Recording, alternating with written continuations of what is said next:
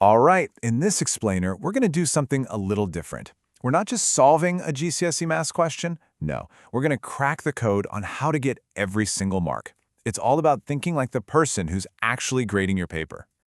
Okay, first things first. Let's look at the challenge itself. Picture this. You're in the exam hall, the clock's ticking away, and you flip the page and see this question staring back at you. So, here's what we've got.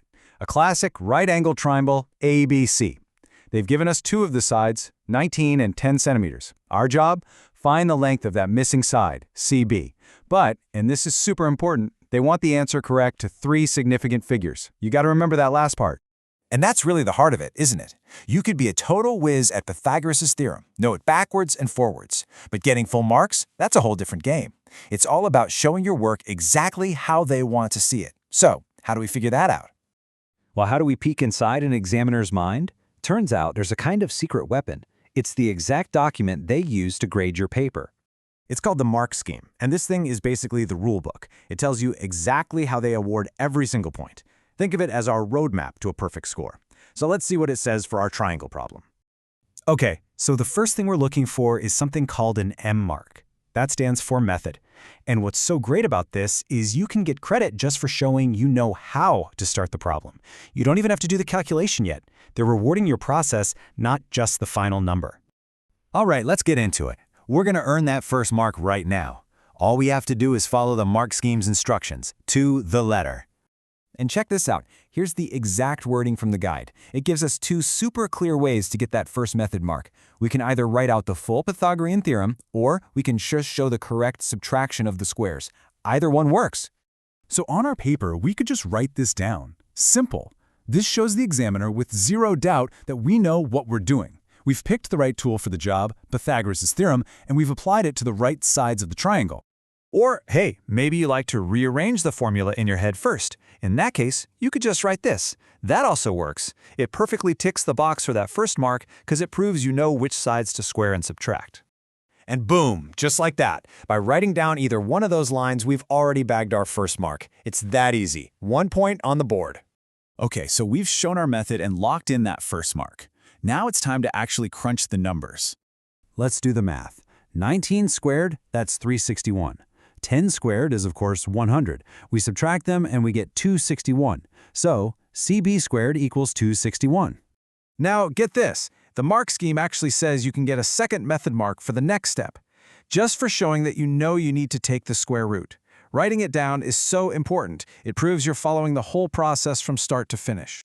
So we write down our next line. CB equals the square root of 261. Again, we're literally showing the examiner every single thought, every logical step, no shortcuts. We punch that into the calculator and out pops this ridiculously long number.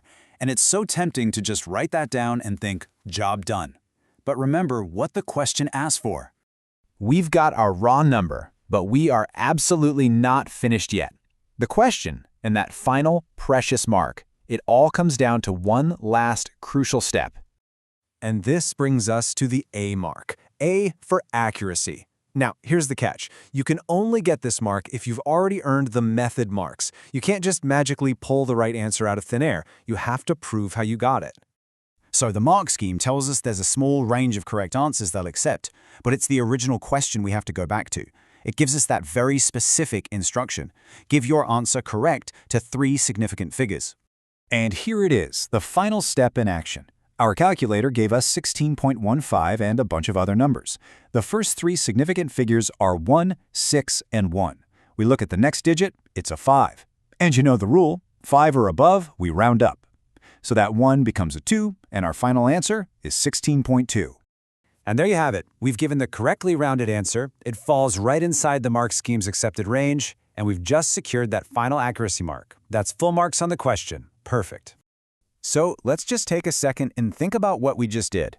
We didn't just find an answer, we built it, piece by piece, in a way that guaranteed we'd collect every single mark along the way. So, what's the big takeaway here? It's a strategy you can use for pretty much any question. 1. Show your method clearly. That's how you get those M marks. 2. Follow the steps logically, one after the other. 3. Always, and I mean always, go back and read the rounding instructions. And 4. Try to make your work look like what the mark scheme is asking for. Seriously, knowing the maths is only half the battle. So here's a challenge for you. The next time you're doing a practice paper, don't just hunt for the final answer. Try to put on your examiner hat. Ask yourself, am I showing my method clearly? Am I making it dead simple for the person marking this to give me the points? It's a tiny shift in how you think, but trust me, it can make a massive difference to your score.